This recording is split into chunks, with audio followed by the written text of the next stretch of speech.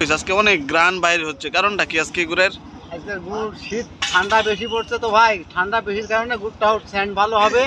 হ্যাঁ, গুড়টা খাতে ভালো হবে। এখন যত ঠান্ডা পড়বে তত গুড়টা খাতে ভালো হইব, যত ঠান্ডা হবে তত ভালো হইব। হ্যাঁ হ্যাঁ হ্যাঁ। এই গুড়ের কালার প্রচার করেন।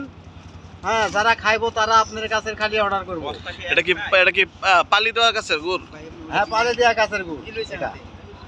মানে আমরা 3 দিন কাটি, 3 দিন পালি দিয়ে গাছে। 3 দিন শুকনো কাটি। হ্যাঁ, 3 দিন শুকনো কাটি, 3 দিন কাটি। হ্যাঁ, এটা যদি পালি না দেওয়া হয় রসের কোয়ালিটি ভালো হবে না।